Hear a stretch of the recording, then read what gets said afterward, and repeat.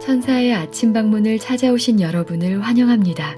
오늘도 아침 예배 말씀으로 믿음과 위로의 시간을 갖게 되길 바랍니다. 성도 여러분 안녕하세요. 오늘도 아침 예배에 찾아오신 모든 성도님들을 진심으로 환영합니다. 오늘은 믿음의 사다리 세 번째 시간입니다. 믿음의 시련과 고통이 어떻게 온전한 인내를 만들게 되는지 말씀을 통해 배우고 삶으로 실천하고자 하는 결심을 갖는 귀한 시간 되시길 간절히 소망합니다. 이제 기도하겠습니다. 하늘에 계신 하나님 아버지, 오늘 이 아침 말씀 앞으로 나오도록 인도해 주시니 감사합니다. 이 시간 저희들에게 전해지는 말씀을 간절한 마음과 감사한 마음으로 받을 수 있도록 도와주시고 순결한 마음으로 하나님 앞에 나아갈 수 있도록 인도해 주시옵소서. 오늘도 믿음의 사다리에 대한 말씀을 살펴보려고 합니다. 성령 하나님께서 함께 해주셔서 시련과 고통 속에서 온전한 인내를 이루는 방법을 배우고 삶으로 실천해 나갈 수 있도록 도와주시옵소서. 오늘 저희가 말씀을 들을 때에 시선을 하늘로 고정시키고 저희들에게 하시는 말씀을 온전하게 새길 수 있도록 인도해 주시옵소서. 사랑 많으신 예수 그리스도의 이름으로 기도드립니다. 아멘. 안녕하십니까? 오늘 말씀의 제목은 인내를 온전히 이룸입니다.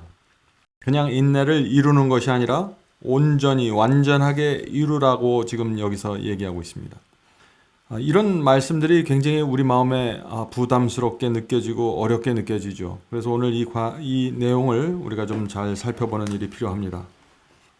여기 야고보서 1장 3절에 말씀하시기를 너희 믿음의 시련이 인내를 만드는 줄 너희가 암이라. 그냥 시련이 인내를 만드는 것이 아니라 믿음으로 시련을 받은 사람들에게 인내가 열매로 맺혀진다는 것입니다. 우리가 시련이 올 때 하나님께 대한 믿음으로 그걸 받아야 됩니다. 그냥 이 세상이 주는 고생과 이 세상이 주는 고통으로 받는 것이 아니라 하나님께서 허락하신 이 시련, 하나님의 뜻이 무엇일까? 이 시련을 통해서 하나님께서 내게 무엇을 요구하실까를 생각하면서 기도하면서 시련을 받으라는 것입니다. 그렇게 할 때 인내를 온전히 이루라고 말하는 것입니다.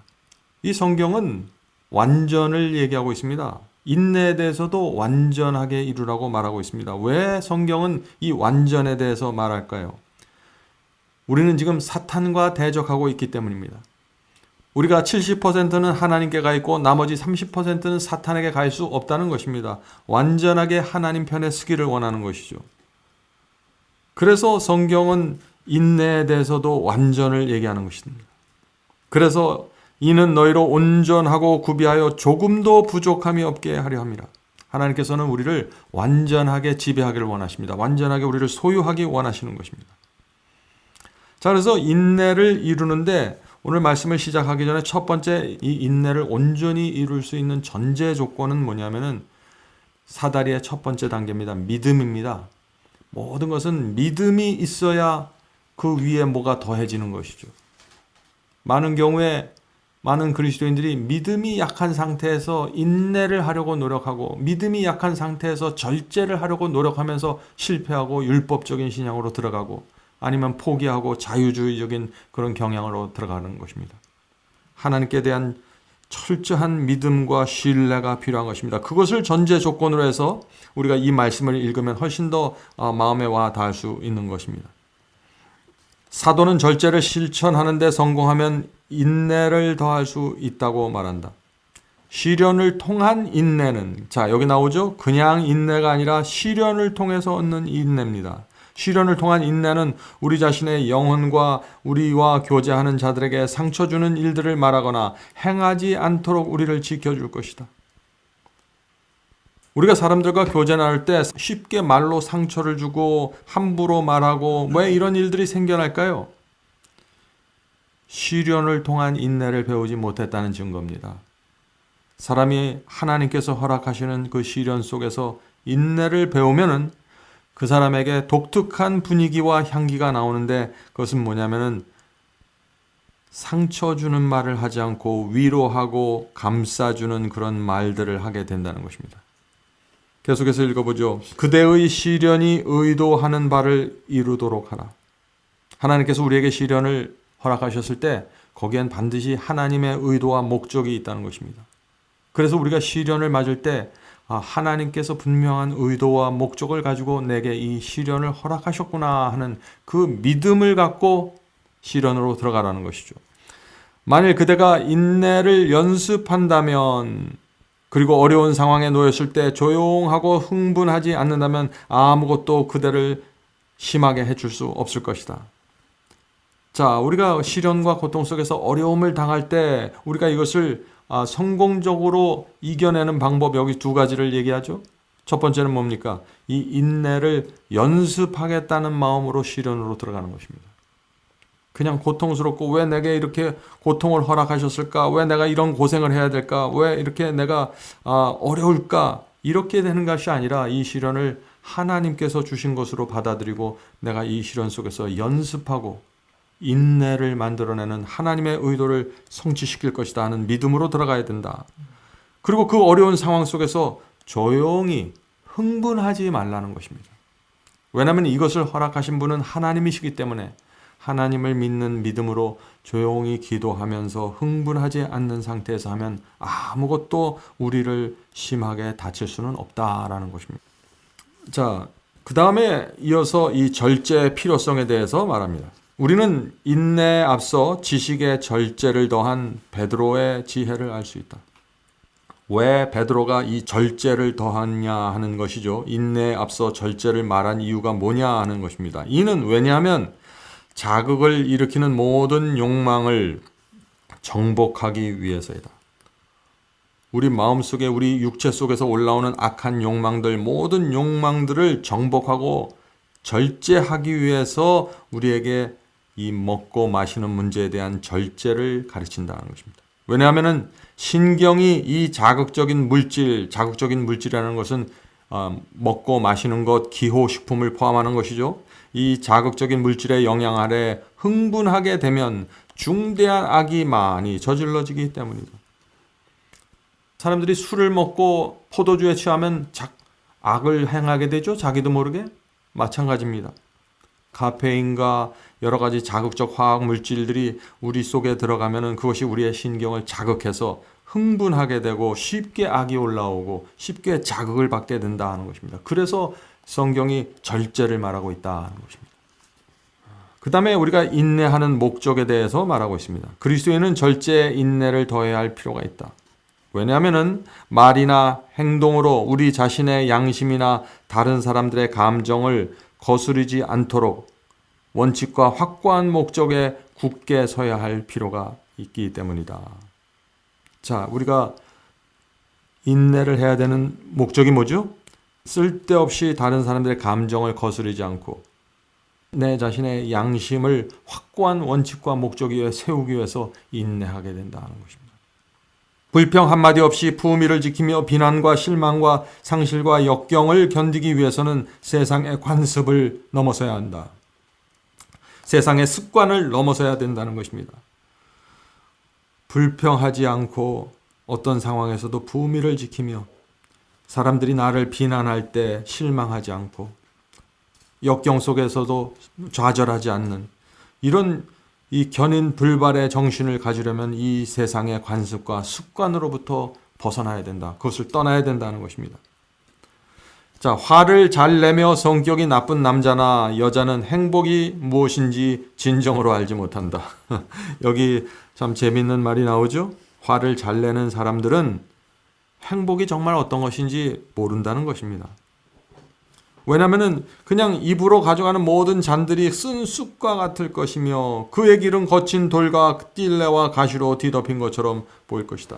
자, 화를 잘 내고 성격이 예민하고 성격이 나쁘면은 자꾸 사람들과 부닥칩니다. 가족 안에서 부닥치고 교회에서 부닥치고 이웃들 사이에 부닥치고 그러면 행복해질 수가 없는 것이에요. 이런 사람들은 왜 나는 내 인생을 이렇게 자꾸 가시가 많고 찔레가 많고 왜 자꾸 나를 찌르냐 이렇게 생각하면서 슬픔에 빠지게 된다는 것입니다. 그래서 이 절제와 인내가 필요한 것입니다. 믿음으로 시작해서 이 인내까지 오는 이 사다리를 잘 밟고 올라가는 사람들은 인내하고 절제하고 믿음으로 살고 덕이 있기 때문에 그 인생이 풍요롭고 행복할 수밖에 없다는 것입니다. 하나님께서 우리의 행복을 위해서 지금 이런 믿음의 사다리를 소개해 준다는 것입니다. 인내를 온전히 이루어야 한다. 그렇지 않으면 우리는 부족함이 전혀 없는 완전한 사람이 될 수 없다. 참 여기도 참 어려운 표현이 나옵니다. 완전한 사람이 되어야 한다고 말하고 있죠. 완전한 사람이 된다는 것이 뭐예요? 이런 표현들을 여러분이 정확하게 이해해야 돼요. 성경에도 완전히 나오거든요. 완전한 사람이라는 것은 하나님께 완전하게 굴복한다는 것입니다. 완전한 사람이라는 것은 실수하고 넘어지지 않는 사람이 아니라 내가 죄를 졌을 때 하나님께 완전하게 고백하는 사람입니다. 시험이 올 때 하나님을 완전하게 의지하는 사람입니다. 두 가지입니다. 내가 죄를 범했을 때 일지라도 나는 완전할 수 있는데 그것은 내가 하나님께 완전하게 죄를 고백하고 내려놓기 때문에 나는 완전을 회복하는 것입니다. 또 시험이 올 때 내가 하나님께 의지해서 승리하면 그것도 완전입니다. 그래서 우리는 용서와 승리를 통해서 완전을 받는 것입니다. 그것은 완전한 굴복이죠. 우리는 시련과 고통을 피할 수 없다. 그렇다면 우리는 그런 것들을 온전히 인내하면서 감당해야 될까? 아니면 불평하면서 모든 것을 더 쓰게 만들어야 될까? 성도 여러분, 이 세상에 사는 모든 사람들은 알곡도 그렇고 가라지도 그렇고 이 세상에 이 지구에 사는 모든 사람들에게는 시련과 고통이 옵니다. 누구도 그것을 피할 수 없습니다. 의인도 고통과 시련을 당합니다. 자, 그렇다면 우리가 이것을 어떤 태도로 받아야 되느냐 하는 것이에요. 이것을 당연히 받아야 될 것으로 받고 나만 받는 것으로 생각하지 말고 이 세상의 모든 사람들이 이 시련과 고통을 받는데 어떤 사람들은 이 시련 속에서 알곡이 되고 어떤 사람들은 이 시련을 통해서 가라지가 됩니다. 하나님의 의도와 목적이 전혀 이루어지지 않아요. 왜 그럴까요? 계속해서 읽어보죠. 금의 불순물을 제거하려면 용광로에 넣어야 한다. 그렇다면 우리도 정련하는 자의 감독 아래서 인내해야 하지 않겠는가? 그리스도를 위하여 시련을 견뎌야 할 때 우리의 마음은 수심에 찬 슬픈 상태로 침체되기를 거부하면서 모든 것을 기쁘게 여기며 하나님께 조용히 신뢰를 보여주어야 한다. 모든 사람에게 시련과 고통이 옵니다. 그것은 우리 인생에 찾아오는 용광로입니다. 그 용광로를 통해서 우리는 우리 속에 있는 불순물들이 제거되는 것입니다. 이것이 하나님의 목적이죠. 그러므로 우리는 인내를 가지고 조용히 하나님을 신뢰해야 된다는 것입니다. 하나님의 무엇을 신뢰할까요? 나에게 용광로의 시련을 허락하시는 하나님의 지혜와 하나님의 사랑과 나를 구원하려는 하나님의 노력을 신뢰하는 것입니다. 그래서 우리가 그 속에서 조용히 하늘을 바라보면서 기도할 수 있는 것입니다. 이런 우리의 모습이 이 세상을 비추는 빛이 되는 것이고 소금이 되는 것이고 이런 우리의 생애가 하나님께 영광이 되는 것입니다. 성도 여러분, 오늘도 우리가 인내를 온전히 이루는 연습을 하게 되길 바랍니다. 시련과 고통이 올 때 이것은 하나님께서 허락하신 용광로구나 하고 그 속에 들어가서 기도하면서 조용히 앉아있는 그런 신앙을 배우게 되길 간절히 바랍니다. 자, 이제 기도하고 마치겠습니다. 하늘에 계신 저희들의 아버지, 이 세상에 시련과 고통이 많습니다. 가난함이 있습니다. 또 다른 사람들에게 인정받지 못함이 있습니다. 자존심이 상하는 일들이 우리의 생애 속에서 일어납니다.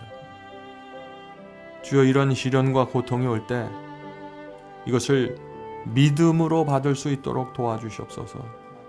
하늘에 계신 아버지, 하나님께서 우리를 불쌍히 여겨주시고 어떻게 해서든지 저희를 구원하기 위하여 때때로 용광로와 같은 시련의 불을 허락하신다는 사실을 우리가 인정하도록 도와주시옵소서. 그 시련과 고통은 악인과 의인 모두 받게 되는 것이고 우리 모두 이 시련을 통해서 내 속에 있는 찌꺼기와 불순물이 태워져서 순수한 그리스도인으로 성장하는 하나님의 수단이라는 것을 우리가 기억하게 도와주시옵소서. 하늘에 계신 아버지, 오늘도 성령으로 저희를 인도해 주시고 저희 마음속에 하늘의 평안을 내려주시옵소서. 하나님의 뜻이 날마다 조용히 이루어지는 것을 기다리게 도와주시옵소서. 예수님의 이름으로 간절히 기도드립니다. 아멘. 성도 여러분, 마지막 사명에서는 아침 예배 채널을 유튜브에서 별도로 운영하고 있습니다. 아침 예배 채널에서는 매일 새벽 4시에 예배 영상이 올려지고 있으며 특별히 아침 9시에 예배가 진행됩니다. 아침 9시 예배가 아침 예배 채널의 독특한 특징입니다.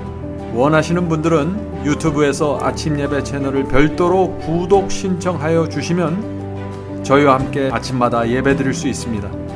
매일 아침마다 하나님의 말씀으로 저희 모두가 주 앞에 나와 예배 드리는 신앙으로 함께 나가게 되길 간절히 바랍니다. 감사합니다.